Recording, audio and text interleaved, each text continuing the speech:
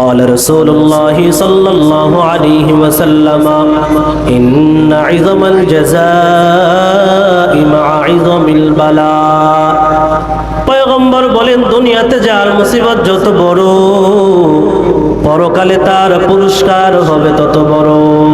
দুনিয়াতে যার পরীক্ষা, যার বিপদ, যার মুসিবত আল্লাহর তরফ থেকে বড় হবে, পরকালে কিয়ামতের দিন ওই বান্দার উজরত পুরস্কার তত বেশি হবে।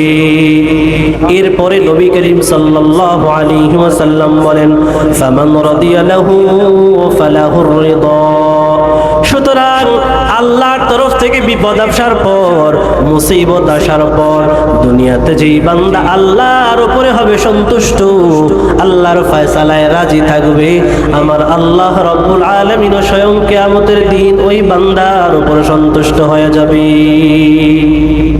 দুনিয়াতে আল্লাহ বিপদ দিবে, এই বিপদের উপরে যারা সন্তুষ্ট প্রকাশ করবে, সন্তুষ্টি প্রকাশ করবে, আল্লাহ রব্বুল আলামিনও কাল কিয়ামতের দিন ওই বান্দার প্রতি সন্তুষ্টি প্রকাশ করবেন। জোরে বলেন সুবহানাল্লাহ।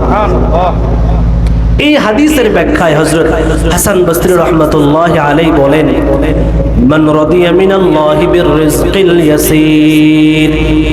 দুনিয়াতে যেই বান্দা আল্লাহর দেওয়া অল্প রিজিকে হবে সন্তুষ্ট, সিএনজি চালায়, রিক্সা চালায়, ভ্যান চালায়, অটো চালায়, কৃষি কাজ করে খায়, বান্দার কোটি কোটি টাকা নাই, বান্দার লাখ লাখ টাকাও নাই, বান্দা দিন এনে দিন খায়, অল্প কিছু রোজগার তার, এই অল্প আল্লাহর দেওয়া রিজিক, এই রিজিকে যারা সন্তুষ্ট হবে, রাদিয়াল্লাহু মিনহু বিল আমালিল কলিল, ওই বান্দার করা দুনিয়ার অল্প আমলে আল্লাহ কিয়ামতের দিন হবে সন্তুষ্ট।